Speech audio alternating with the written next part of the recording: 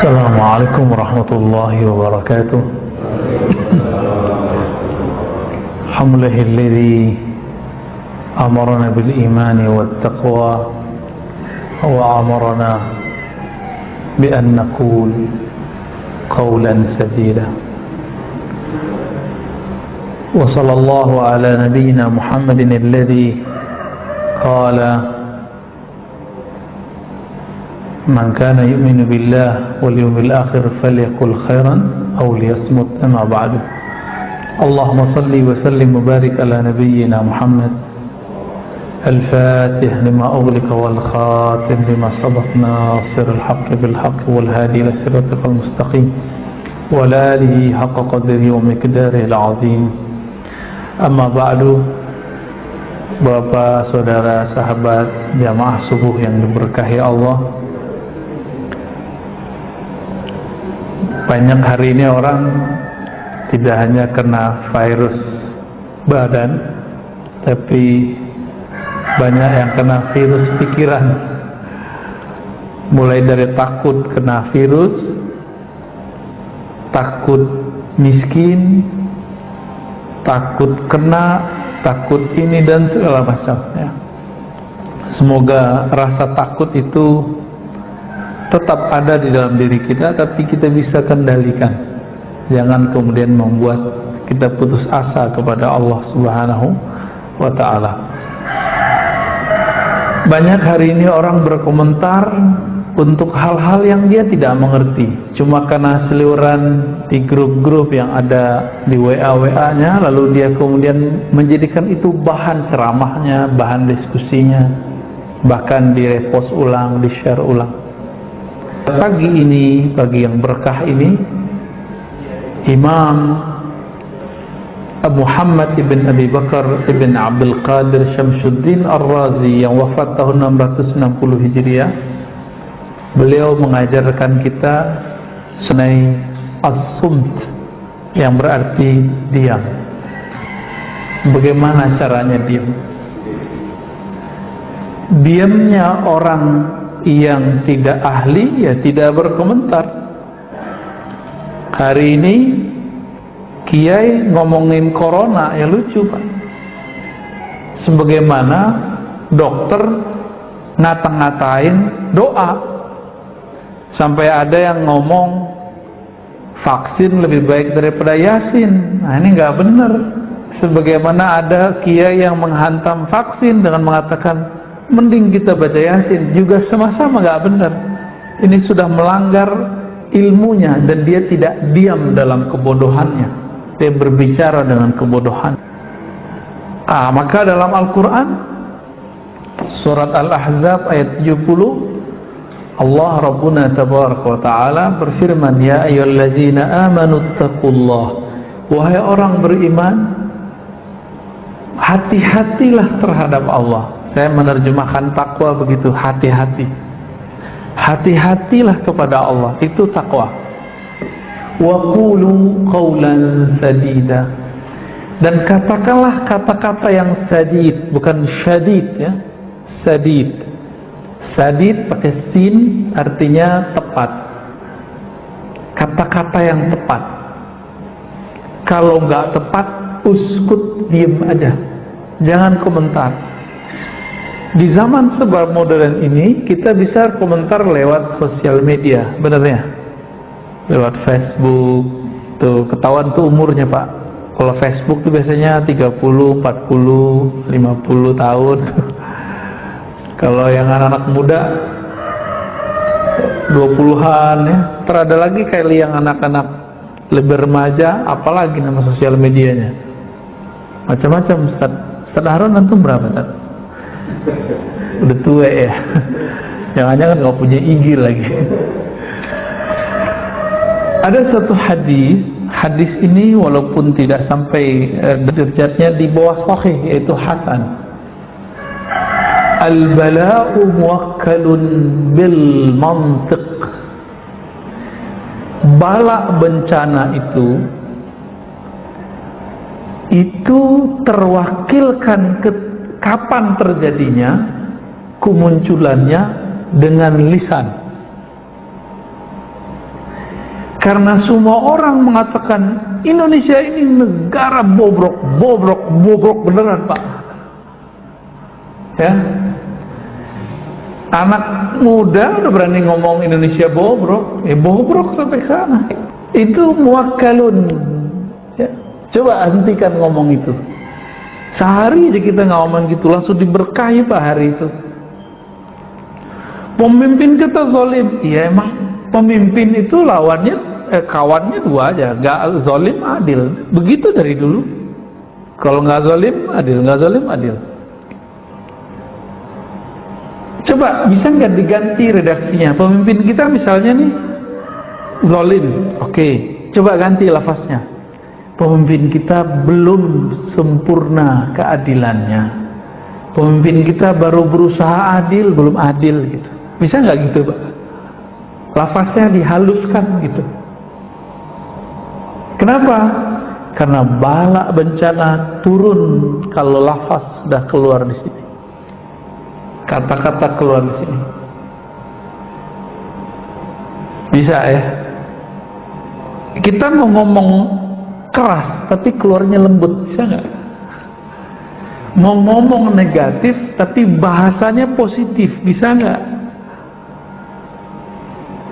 Misalnya dokter nih, ukuran dia pasien ini umurnya 3 hari lagi. Emang dia ngomong ke ahli warisnya gimana, keluarganya?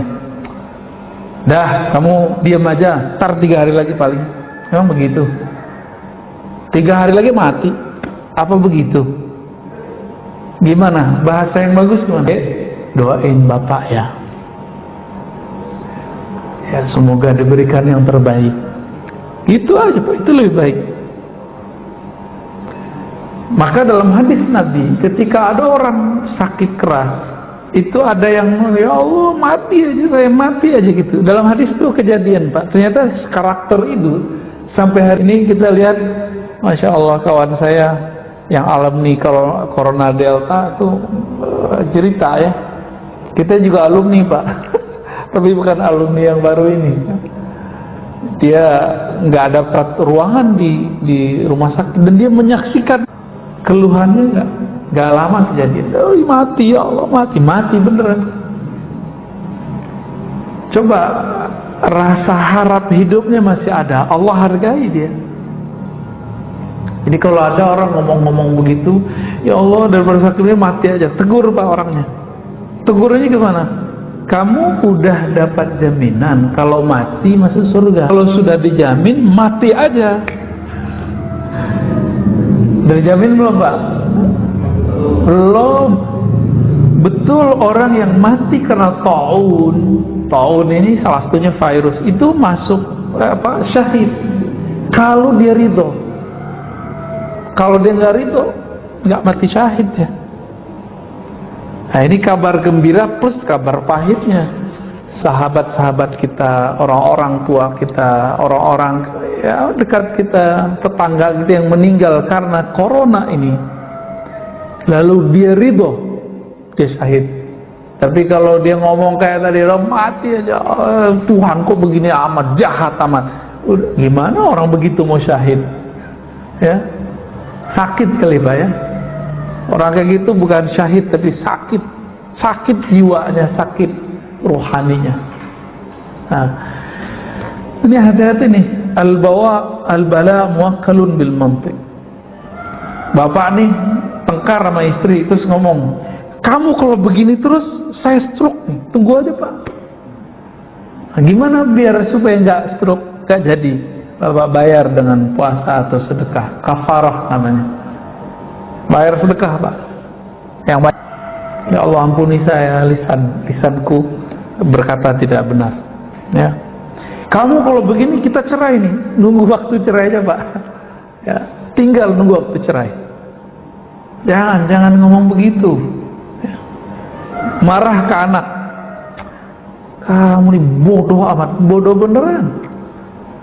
Diam aja kalau kita kesel ngajarin anak, kan ini sekarang zaman-zaman anak-anak sekolah di rumah ya, kesel aja, tapi jangan bilang anak bodoh, anak bandel, jangan ngomong gitu. Itu bala bencana tuh. Kalau pernah lakukan istighfar, ya, dipegang kepala anak kita. Jangan-jangan kita ngajarin anak kita nggak pakai doa. Ya, ini nih ibu-ibu, bapak-bapak ngajarin anak pakai doa nggak? Makanya marah mulu. Kalau pakai doa mau marah nggak jadi pak. Mungkin kita menghindar. Ini rahasianya. Baca Fatihah dulu, biar gak marah-marah mulu. Ya. وقال النبي صلى الله عليه وسلم إن أكثر خطايا ابن آدم في لسانه. Tabrani dan Imam Al-Baihaqi, maknanya sahih, ya, kualitasnya hasan li ghairi. Kebanyakan dosa manusia itu ada di lisannya, benar ya? Maka saya ini pak, dosa saya lebih banyak dari bapak, dari jamaah lebih banyak dosa saya. Kenapa? Saya ngomong terus pak. Itu sebabnya sebelum saya memulai, saya diam dulu, meminta pertolongan kepada Allah. Ya Allah, tolong bimbing lisanku, tolong bimbing kata-kataku, supaya tidak berkata di luar. Itu maksudnya pak. Kalau kecoplosan, biasanya kita cepat ditarik oleh Allah. Satu kali saya pernah berkalam, menurut saya kalam saya benar, tapi itu pahit didengar oleh sekelompok orang. Ya saya minta maaf. Itu karena dibimbing tadi. Kalau nggak dibimbing nggak ada minta maaf. Walaupun kita merasa benar. Jadi kita kalau debat merasa benar, minta maaf aja. Siapa tahu kita menyakiti orang. Ya, memang ada di sini yang nggak pernah nyakitin orang. Apalagi saya kajian ada 3 macam kajian saya pak. Kajian ilmu tauhid. Itu saya nyerang orang. Tauhid ahlus sunnah kita diserang orang, ya saya serang balik dong. Mempertahankan diri, mempertahankan akidah kita, manhaj kita. Boleh nggak kita dibilang sesat sama mereka? Boleh nggak kita balas? Ya boleh. Tapi ketika saya membalas, ada juga yang tersinggung. Ya wajar dong, dia menyinggung kita, kita balas menyinggung. Tapi saya bukan berniat menyinggung, saya berniat menyentuh. Cuma beberapa memahaminya saya keras. Enggak, saya enggak bermaksud begitu. Kita enggak menyimpan kebencian apapun dalam diri kita, karena cukuplah sebagai sumber yang kalau Allah pandang Allah benci ngelihatnya. Ngapain kita menyebar kebencian lagi? Ya, kritik masa nggak boleh? Emang kalau orang kritik kita berarti dia benci atau sayang, Pak? Bapak kalau dikritik orang, itu artinya orang itu benci sama kita apa sayang sama kita? Jangan sayang sama kita. Kita yang salah paham. Ya. Nah, kebanyakan orang, nah ini dosa, makanya dosa paling banyak nanti ada di para khutbah, para orator, termasuk saya ini, Pak. Apa buktinya? Coba lihat hari ini di YouTube, di sosial media, di TV. Orang perang opini dengan lisan, benar ya? Benar ya?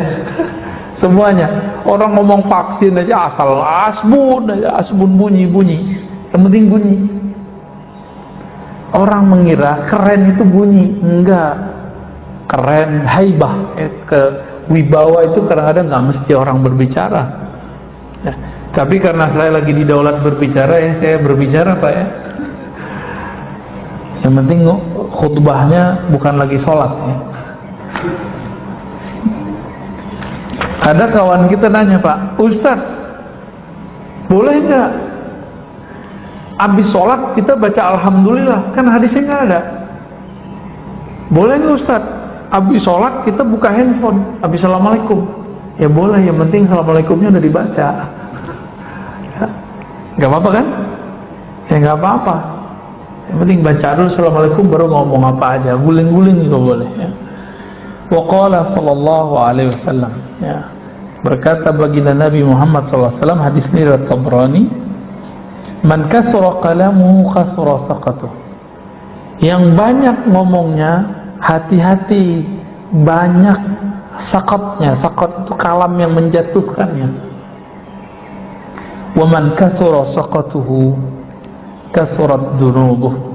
Siapa yang banyak jatuhnya, salahnya, akan banyak juga dosa yang mengiringinya. Zunub itu bahasa Arab artinya sesuatu yang akan berakibat di belakang hari. Itu. Wa man kasurat dunubuhu kanat an-naru aula bih. Kalau sudah banyak dosa, ya neraka yang dikejarnya. Ini bukan panitia neraka ya Pak. Nabi lagi ngingetin kita, hati-hati ya lisan. Lisan ini ujungnya surga atau ujungnya neraka, dua aja. Ya. Tapi sekarang orang hobi meneraka-nerakakan orang lain.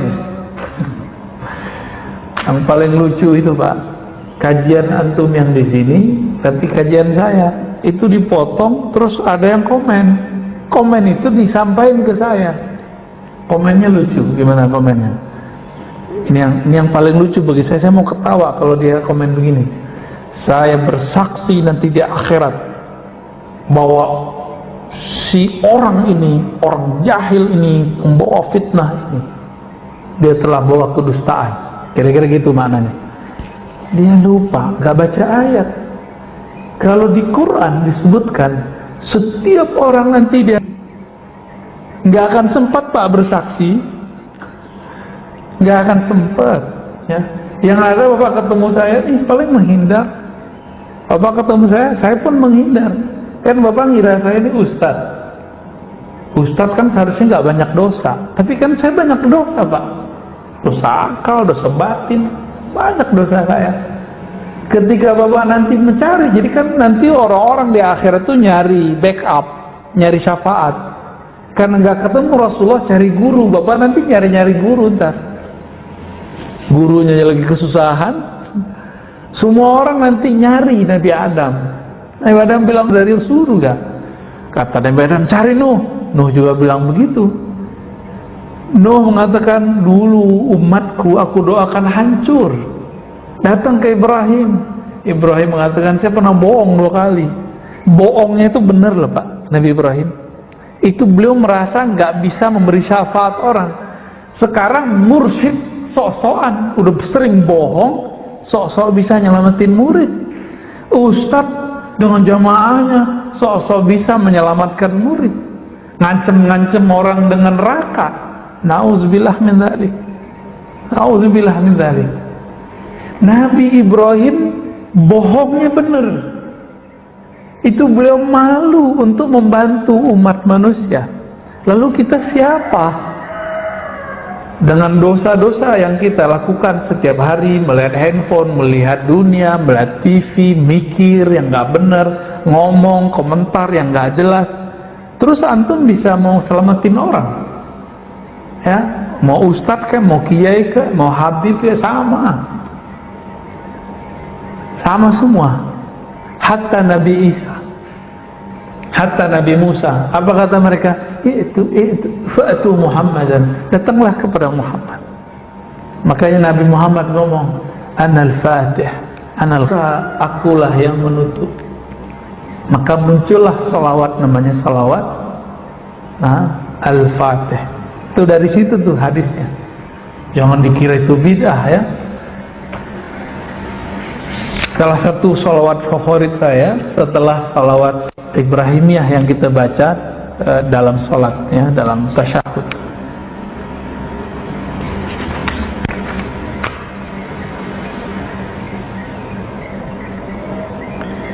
Dalam hadis Imam Abu Ya'la Al-Baihaqi, maknanya sebenarnya ada semakna dengan ini di riwayat Tirmizi, tapi di Tirmizi lafaznya nggak begini. Apa lafaznya? Kalau lihat Abu Ya'la dan Baihaqi, laisa syai'un ashadda minal jasadi illa wa huwa yashku hiddatal lisan. Tidaklah ada keluhan jasad. Jadi jasadnya mengeluh tiap pagi, tiap hari dia mengeluh, melapor kepada Allah. Ya Allah, kenapa dengan badan? Apa yang dikeluhkan? Tajamnya lisan ini, nyakitin, nyelekit. Benar Pak ya, maaf kalau saya nyelekit Pak ya. Maaf kalau saya ini menyinggung Pak. Saya tidak maksud menyinggung, saya maksudnya menyentuh. Kalau tersinggung, mohon diganti lafaznya. Saya ingin menyentuh hati saya sendiri dan hati kita semua ya. Dan saya minta ampun kepada Allah kalau saya pernah menyinggung Bapak Saudara semua. Kenapa? Tubuh kita akan protes Pak kepada kolbu, kepada semuanya. Apa katanya? Wahai lisan, tolong kamu jaga. Dalam hadis Imam Tirmizi itu tubuh, tangan ngomong, punggung ngomong, badan ngomong, semua ngomong. Wahai lisan, kami ini jaminannya adalah engkau. Tolong jaga kalam engkau. Itu kalau di hadis Imam Tirmizi. Ya.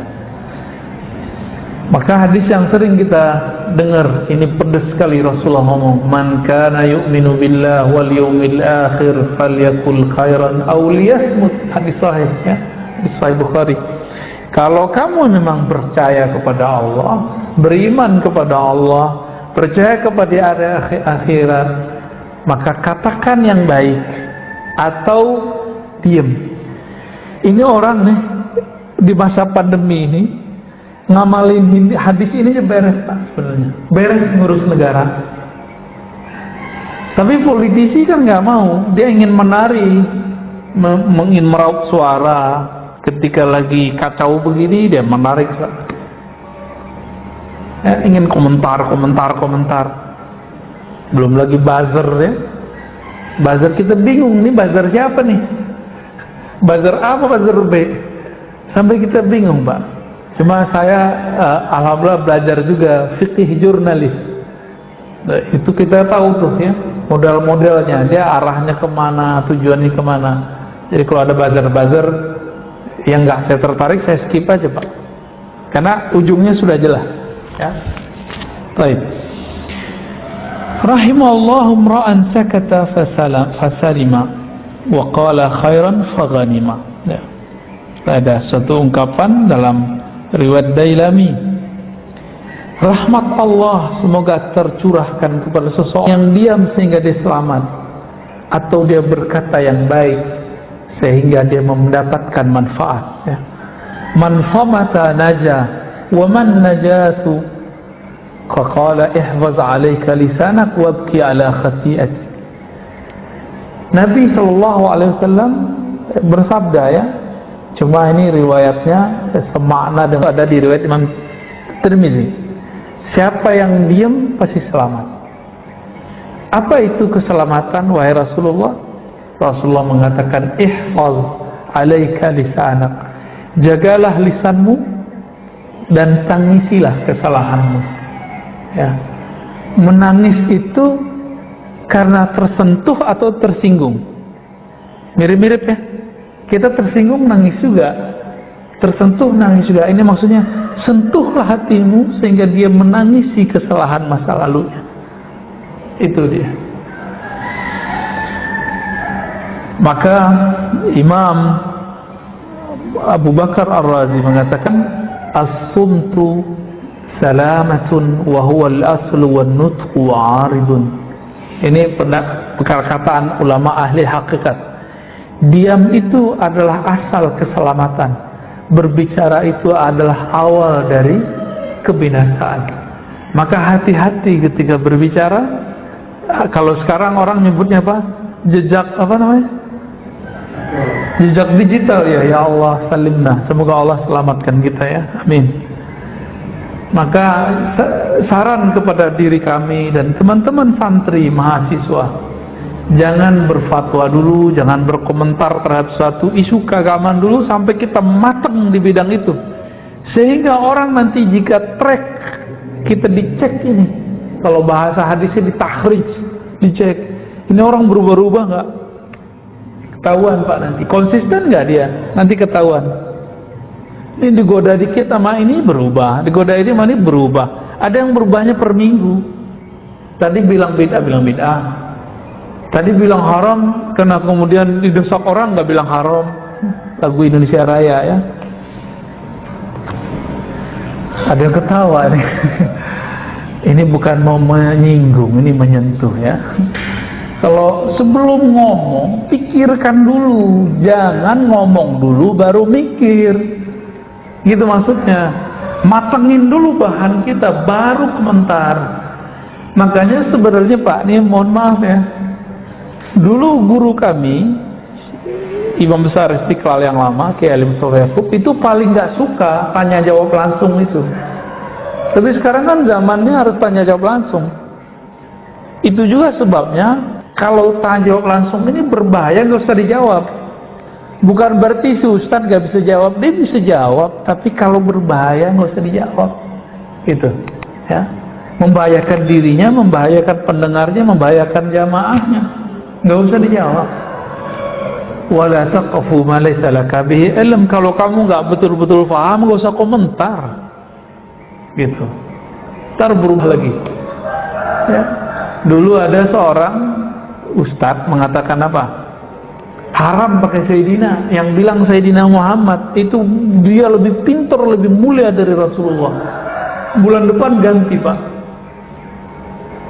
Karena ada yang bertanya, mungkin mendesak, saya nggak tahu, berubah. Dia nggak memikirkan dulu sebelum berfatwa.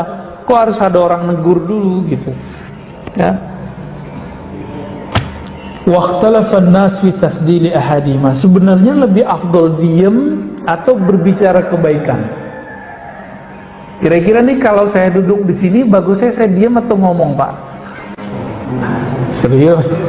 Boleh nih saya ngomong nih ya. Jadi kalau posisi saya di sini nih, bagusnya saya ngomong apa? Diem. Ngomong apa? Khairan. Khairan itu artinya dua, Pak ya. Pertama, pilihan kata terbaik. Yang kedua, khairan itu yang, kalau tadi pilihan, sekarang yang terbaik terpilih. Kalau tadi kita pilihin, sekarang akhyar, yang terbaiknya itu khairan.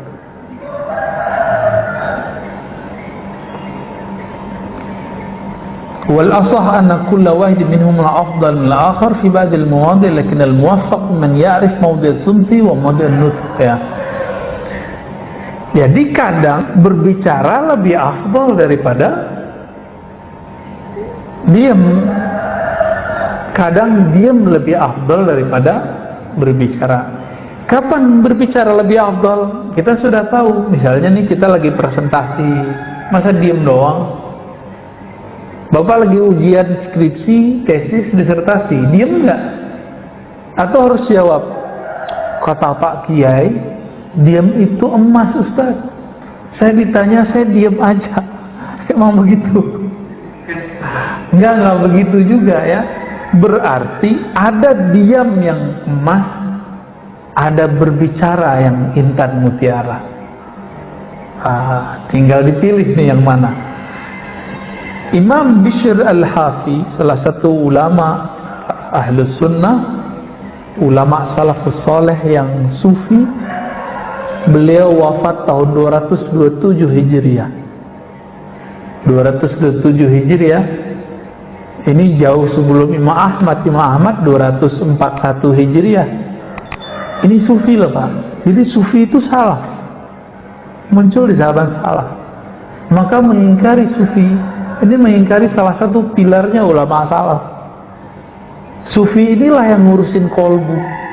Cuma sayang, ustadz-ustadz hari ini sebagian orang yang pegang mic seperti saya ini kadang-kadang dia nggak mengerti sufi. Dia cuma tahu dari orang atau dari buku yang anti sufi, lalu kemudian ngata-ngatain sufi.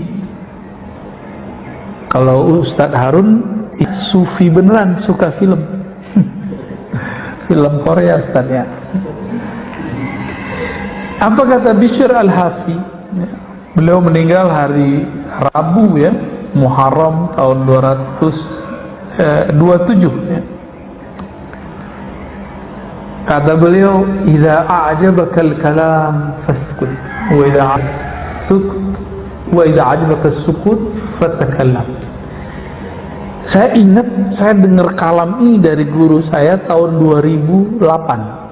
Ulama Damaskus, namanya Dr. Badi Sayyid Al-Lahan, guru hadis kami. Ya, guru dosen hadis kami. Apa kata beliau? Kamu kalau kayaknya megang mic itu kayaknya kecanduan. Kan ada orang kalau udah megang mic itu susah berhenti ngomong, Pak. Mau ngomong terus ya.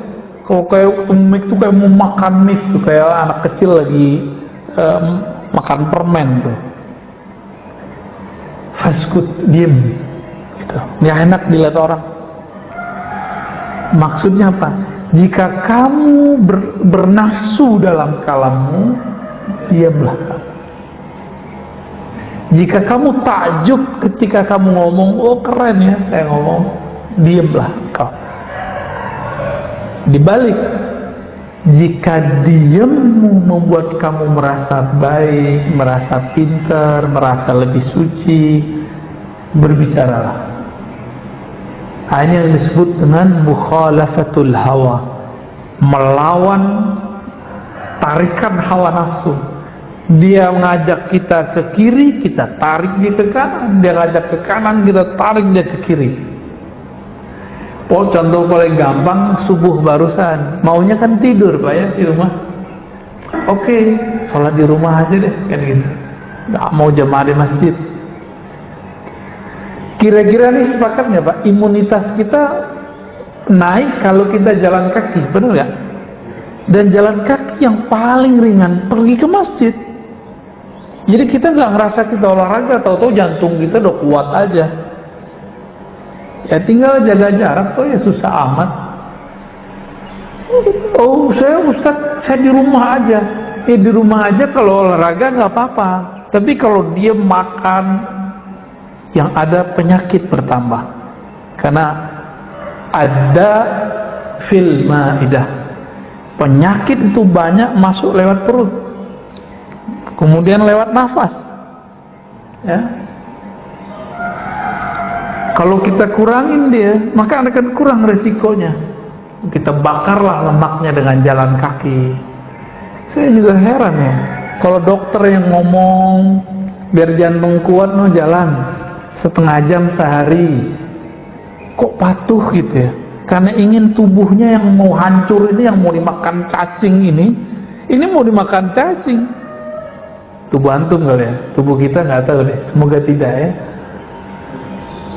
Ini mau masuk tanah, mau dirawat-rawat, mau disayang-sayang, ya saudara. Ketika guru mengatakan, jamaah, nah, wahai murid, bangunlah jam 3, bangunlah setengah 4, sholat 2 rakaat. Nggak ada tuh, cuma 1-2 yang ngamalin. Minimal kalau enggak, yaudah sholat witir 1 rakaat sebelum subuh berangkat ke masjid. Kalau enggak sholat di masjid karena mungkin lagi isoman atau karena takut PPKM, ya sudah sholat di rumah berjamaah dengan keluarga. Tapi siapa yang melakukan itu? Ya, ternyata kita lebih mendahulukan kalam-kalam dokter fisik daripada dokter rohani. Ya. Wa qala Luqman libnihi law kana nutqu fidda lakana sumtu zahaban wa laqad nadimtu ala al-kalam miraran wa lam andim ala sukut marra wahidah. Luqman ini menurut Bapak ulama atau nabi? Nabi, betul Pak. Ini kalau saya ada kitab satu lagi saya kasih Pak. Wah, nggak ada satu kitab lagi nih, nanti lain kali lah aneh kasih kitab. Antum bisa bahasa Arab Pak? Mau Indonesianya aja ya. Kalau ya ini langsung dibawa. Serius? Mau? Buat antum ntar nih. Mau?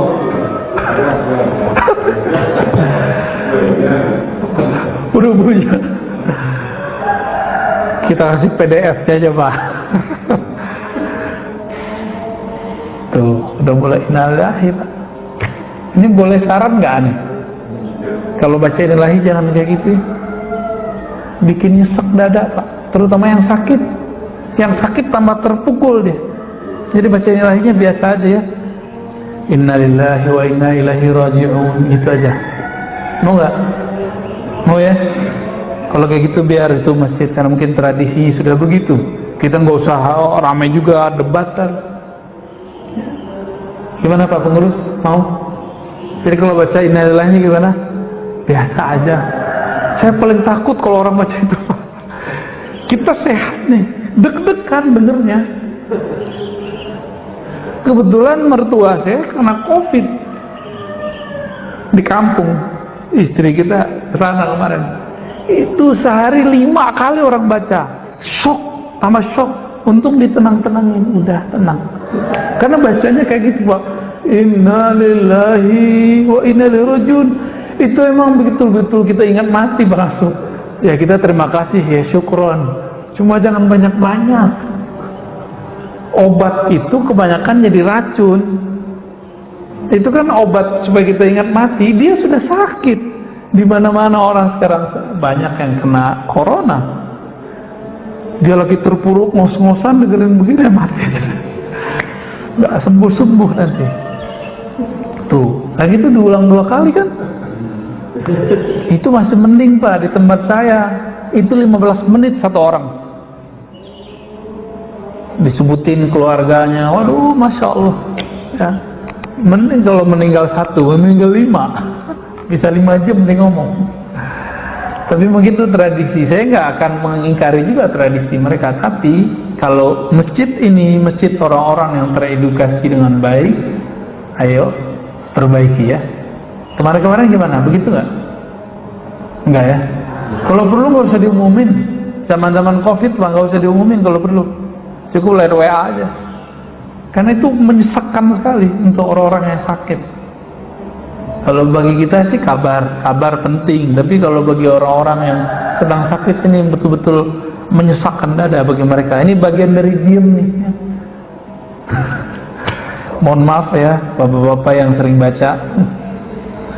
Luqman sebenarnya beliau seorang nabi. Jadi gini rumusnya. Di zaman sebelum Nabi Muhammad, siapapun yang diberi ma'rifatullah pasti nabi. Tapi kalau cuma diberikan wirid, suka ibadah, belum tentu nabi.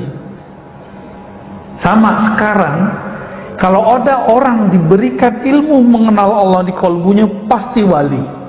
Kalau dia cuma rajin ibadah, belum tentu wali. Orang soleh aja. Tapi orang soleh kan bisa tergelincir lebih parah. Ada seorang soleh, alim, tapi tidak bermakrifat. Didatangi oleh orang yang suka membunuh. Yang dia bunuh udah 99. Masih ingat kisahnya? Apa kata dia? Ente kebunuh 99 orang. Nggak ada. Dia putus rahmat Allah. Padahal Allah tidak pernah memutus rahmatnya. Orang ini ntar kaget Pak kalau masuk neraka. Yang dia kata-katain masuk neraka, masuk surga. Yang bunuh dia siapa nih?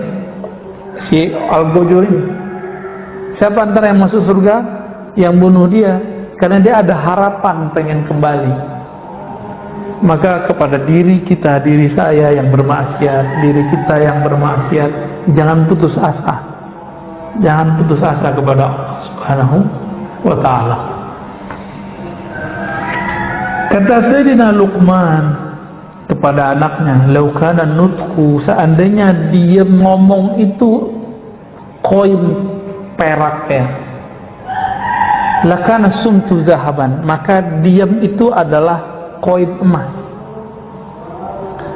Walaqad nadimtu 'alal kalam miraran wa lam andimu 'ala sukuti marratan wahidah.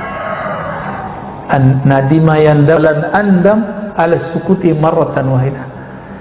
Aku sering menyesali kalamku berkali-kali. Ngomong sekali, nyeselnya berkali-kali. Pernah nggak? Kok saya ngomong gitu ya? Pernah nggak? Dan orang yang banyak ngomong bukan pada tempatnya, dia akan ngomong gini, aduh gimana? Ya, dulu awal-awal saya khutbah Pak, awal-awal saya ceramah, kadang-kadang yang belum pantas kita bicarakan. Itu selesai khutbah atau ceramah, itu kepikiran dulu, ya Allah, kenapa saya ngomong begitu? Ternyata kita lupa rumus-rumusnya. Sebelum ceramah, minta perlindungan dulu kepada Allah, minta bimbingan Allah Subhanahu wa ta'ala. Koneksikan hati kita dengan kecintaan kepada Rasulullah, kepada ulama-ulama waliullah, baru kemudian kita ngomong. Semoga dalam bimbingan Allah Subhanahu wa ta'ala.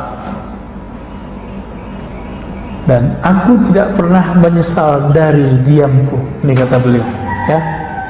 Wa'alam anna sumta ala naw'ain.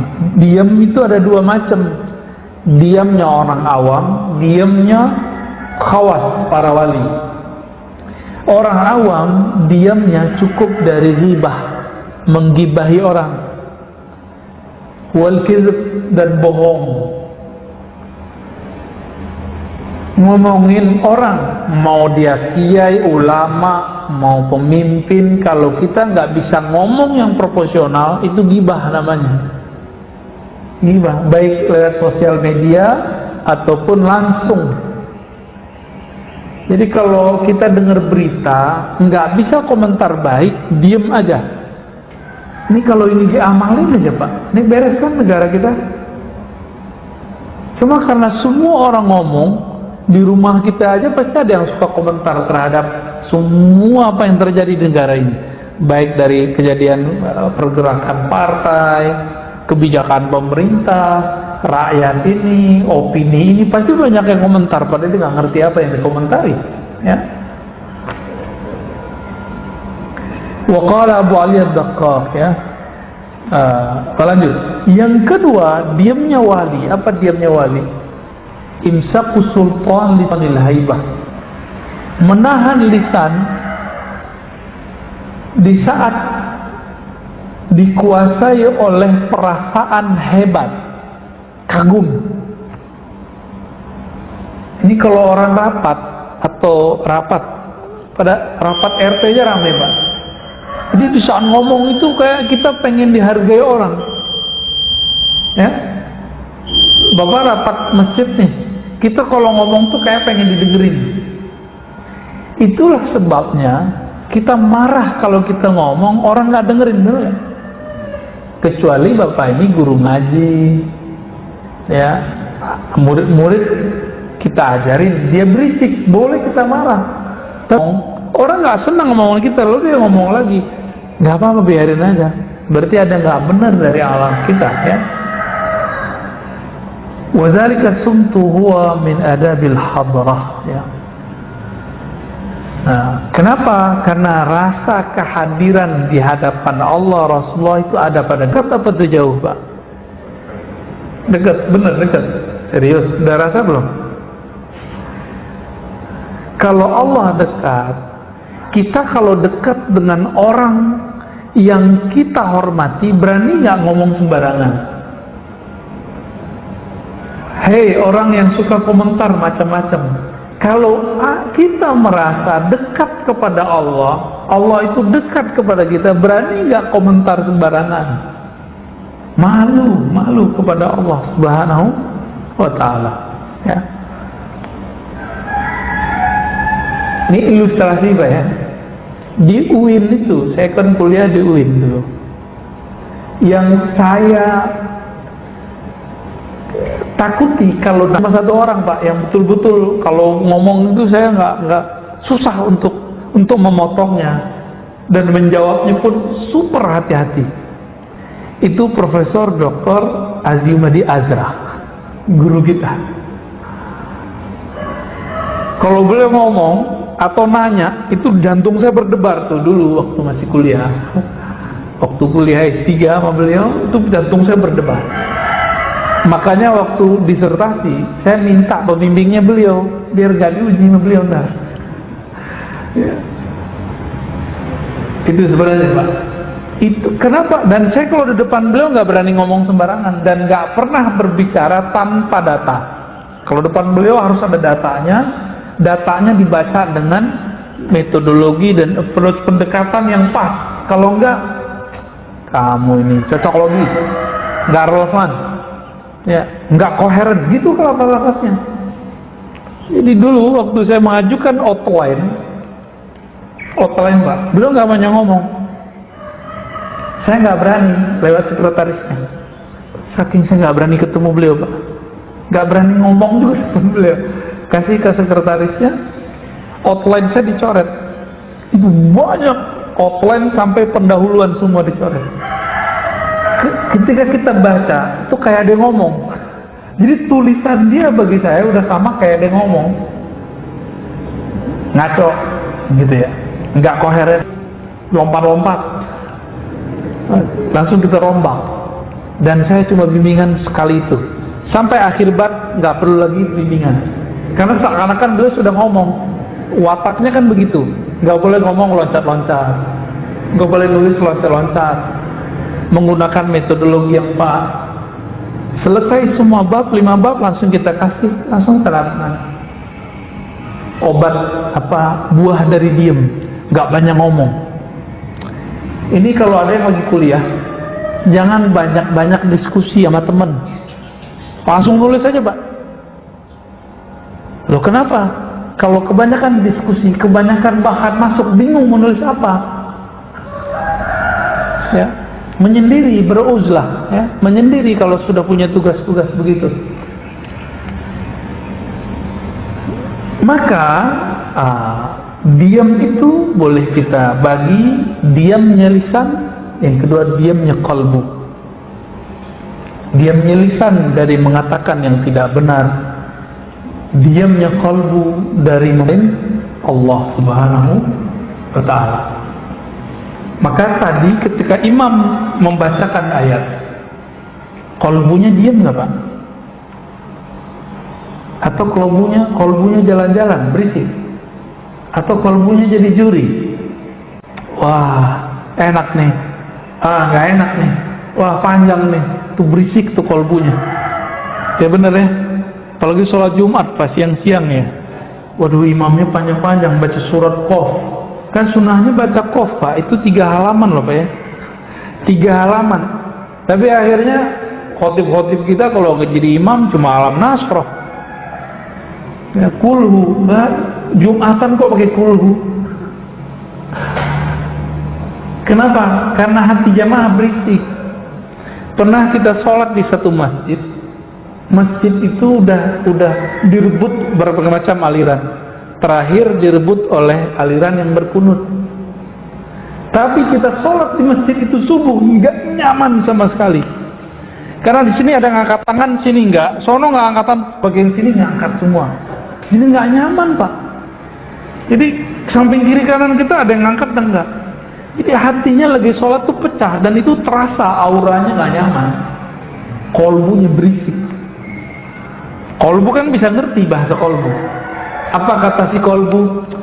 Imamnya pakai hadis doif. Gitu. Kata yang angkat tangan, saya ini nggak angkat tangan, berarti dia mukhalafatul imam, dia menyalahi imam. Berisik itu bahasa mereka, sama-sama berisik. Habis itu saya nggak mau datang lagi, cuma 2 kali aja ke sana. Pertama telat, kita nggak tahu. Yang kedua kita tahu, masya Allah, nggak nyaman sama sekali. Itu kelihatan keluar itu salam-salaman sebelum COVID tuh ya, kelihatan. Ya. Nggak ada persaudaraan, cuma karena masalah kunut tuh. Belum lagi ntar zikir jamaah ba'da sholat itu tambah rame.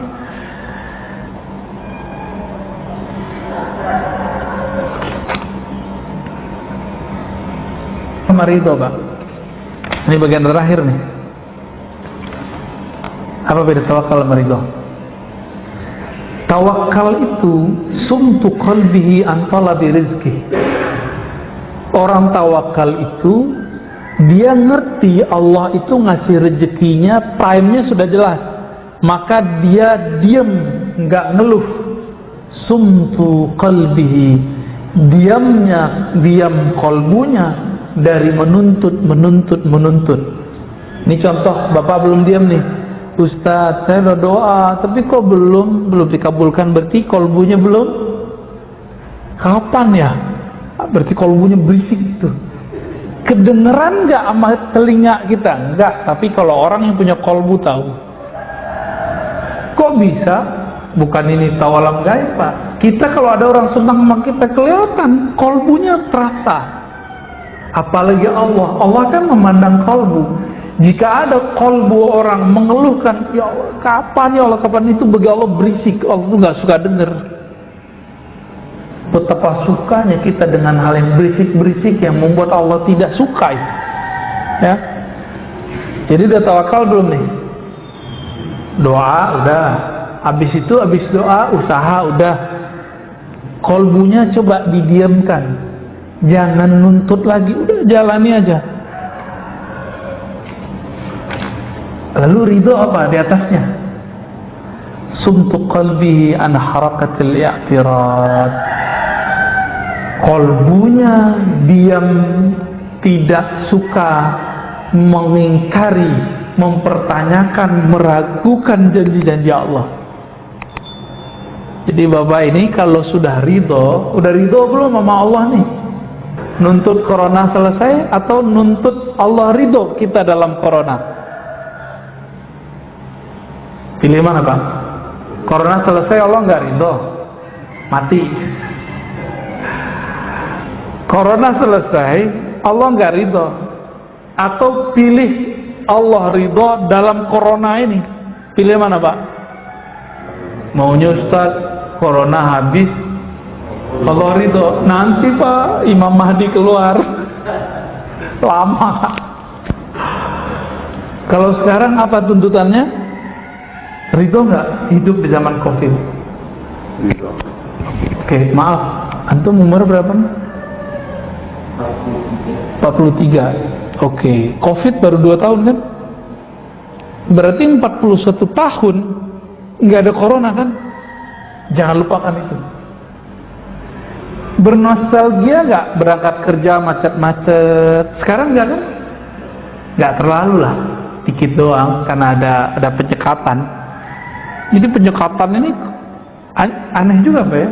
Orang biasanya lancar, ini malah jadi serba salah. Kitanya salah, entah mereka yang salah ya. Wah ini masih banyak ini. Cukuplah ya. Al-arif idza takallama malak wal muhibbu idza takallama halak. Silakan diartikan sendiri yang bisa bahasa Arab. Ya kira-kira itu Ustaz. Ada yang mau diskusikan? Tanya sebentar. Ya. Ucapan itu kan cermin dari hati. Ya. Kalau kita ingin mengelola ucapan kan harus mengelola hati.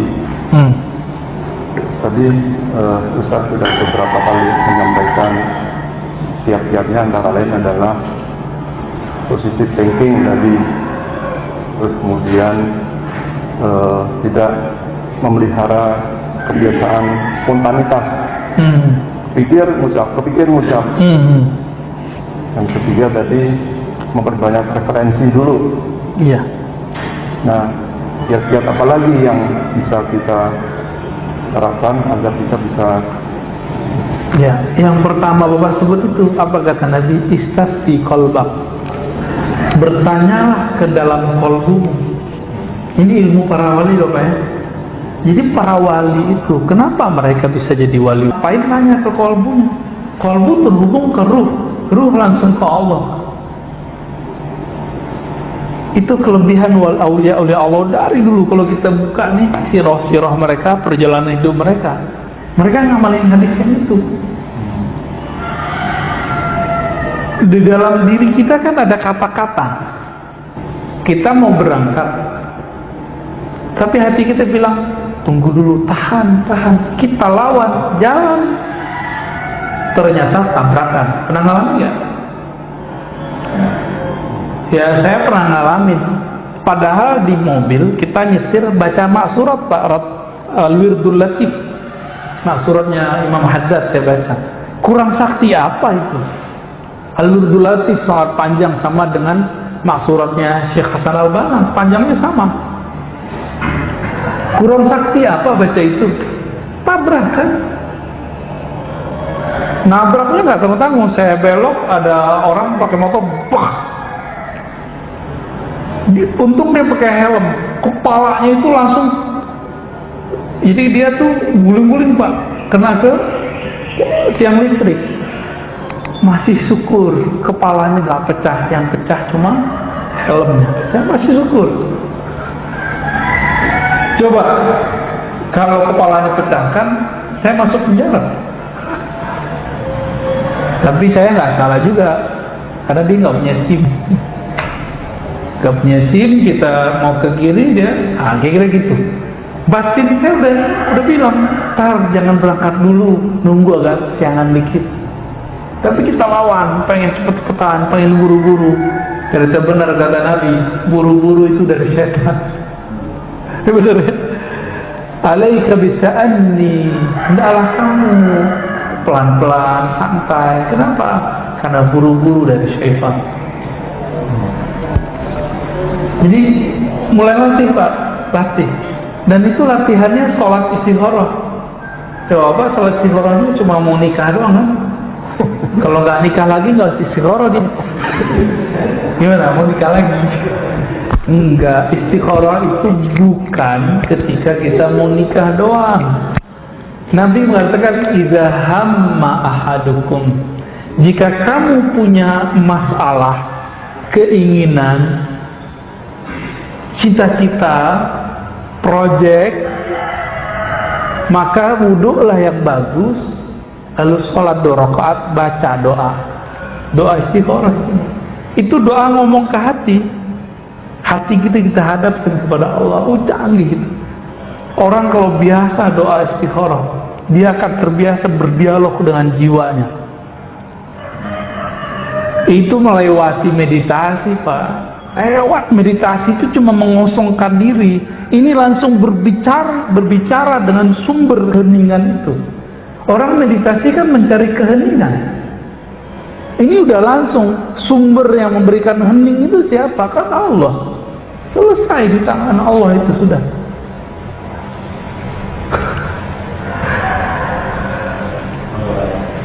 Ya, udah cukup. Waduh, antum mau nambah? Nah ini kalau dosa yang mulut itu kan di kalangan yang kurang bagus ya. Terus kalau jari itu gimana? Sama nggak dengan kalau kolbu itu punya makna diterjemahkan oleh lisan, karena dulu sosial media itu cuma ngomong. Orang Arab kan pakarnya ngomong, maka mereka bisa mengubah kalam dengan syair-syair yang indah. Sekarang lebih canggih. Sekarang pakai apa? Isi kolbu bisa diterjemahkan tidak hanya oleh lisan, tapi bisa diterjemahkan oleh jari. Semuanya diminta persaksian.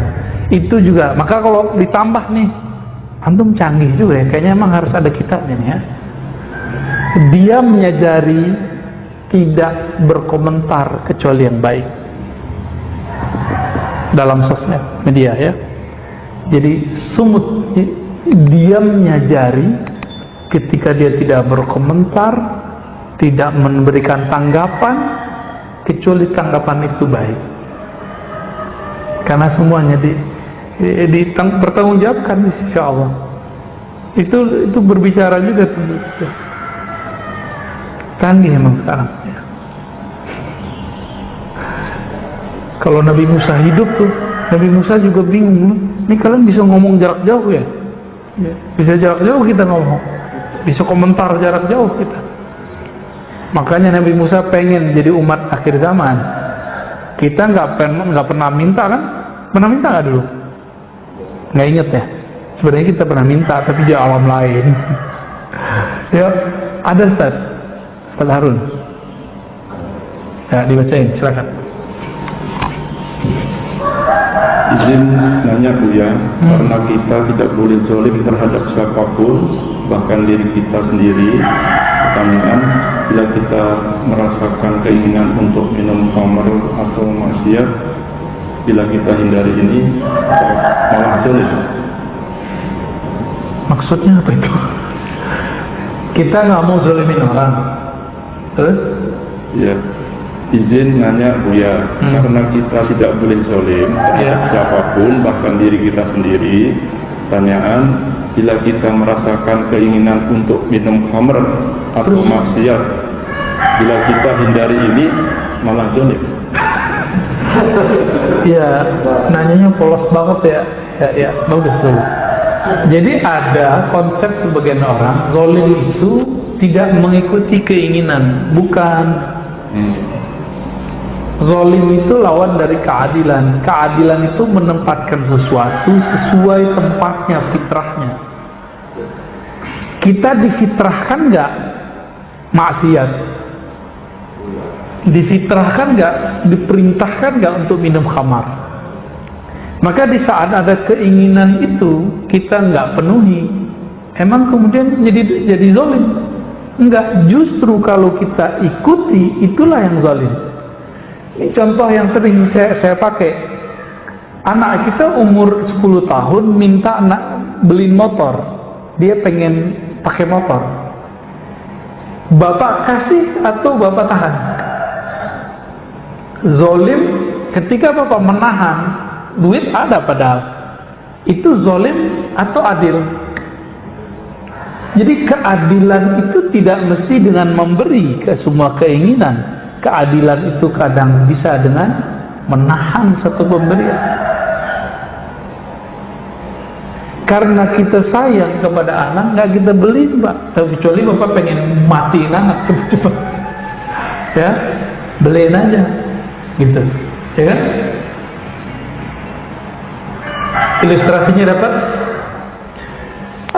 Hawa nafsu kita tuh kayak anak kecil, keinginannya banyak. Kalau belum sampai saatnya, jangan dikasih. Kalau kamar kan di sorga doang.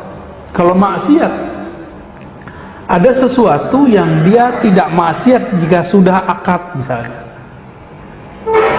makan punya orang haram, tapi kalau sudah beli nggak haram, gitu, ya. Dan lain-lainnya contohnya, ya. Wallahu a'lam. Ada lagi, Ustaz? Satu lagi tertulis.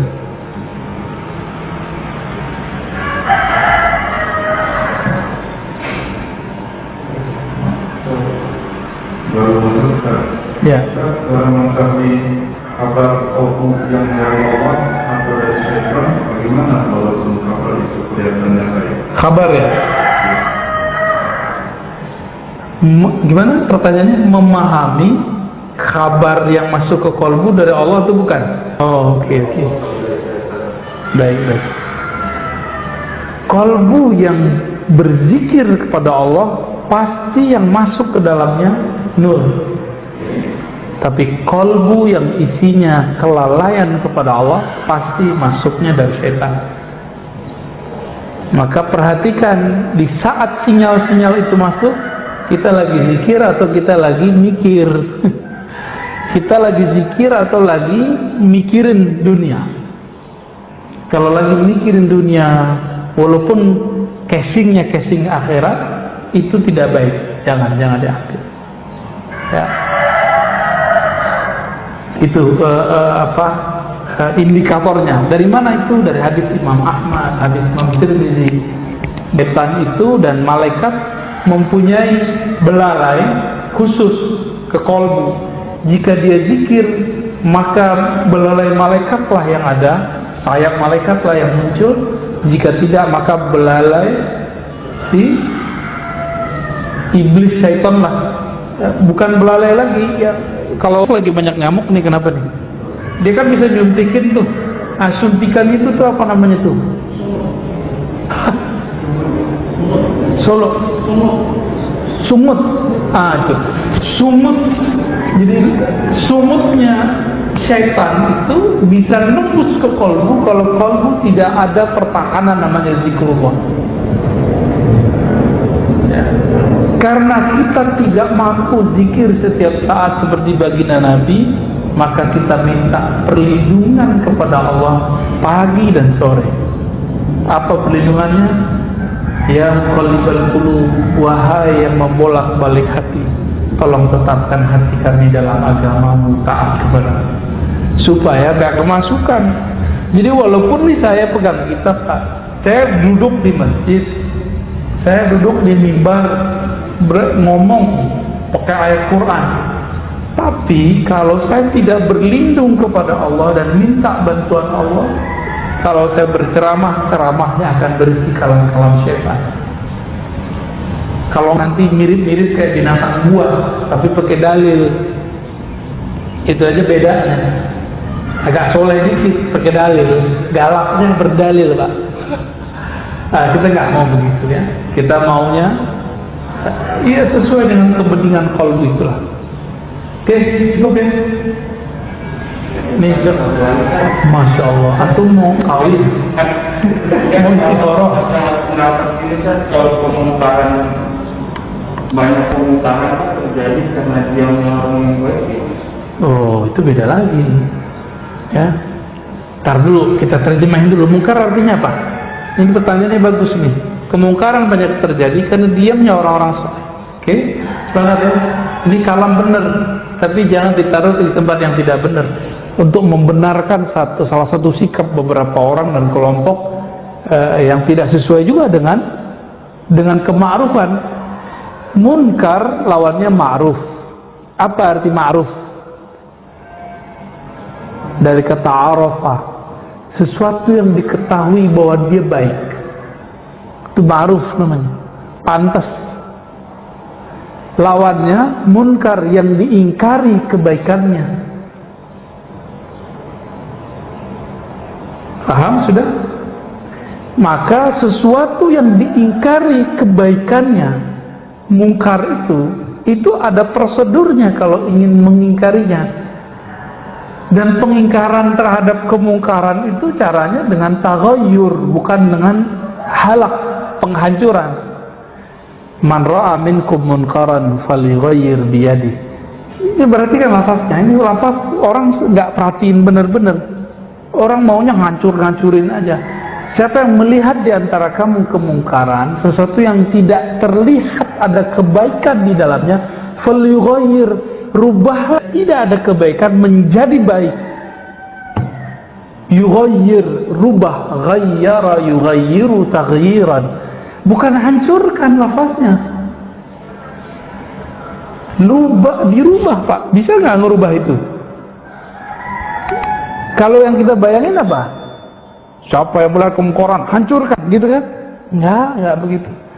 Kemungkaran itu yang dirubah kemungkarannya atau pelaku kemungkarannya. Antum nih, ada tempat orang mabuk-mabukan, terus hancurin botol-botol. Emang begitu? Nggak begitu. Yang minumnya dan yang punyanya yang dibenerin. Itu yang disebut yughayyir, merubah. Gimana caranya seorang berubah tapi dia nggak tersinggung dan dia nggak merasa tersiksa? Itu yang disebut ma'ruf. Makanya jangankan ayat hadis tadi ya. Di surat Luqman, ketika ada orang tua kita yang berbeda keyakinan dengan kita, apa kata Allah? Wa sahibhuma fid dunya bil ma'ruf. Bersahabatlah, sikapilah, tanggapilah orang tuamu yang beda keyakinan itu dengan ma'ruf, dengan yang sepantasnya, yang menurut orang baik. Anak kalau ke orang tua gimana bagusnya? Ma'ruf namanya. Itu artinya ma'ruf. Jadi ini hemat kita nih ketika merenung Nabi Shallallahu Alaihi Wasallam. Siapa yang melihat kemungkaran yang tidak ada nilai kebaikan di dalamnya, maka rubahlah, falyughayyirhu. Siapa yang dirubah? Pelaku kemungkarannya. Kecuali sudah mentok, baru dia nggak mau, baru kemudian menggunakan kekuatan kekuasaan untuk menghancurkan tempat itu. Dan kita lihat ya, di apa namanya, Gang Doli dulu ya di Surabaya. Itu caranya kan sangat ma'ruf.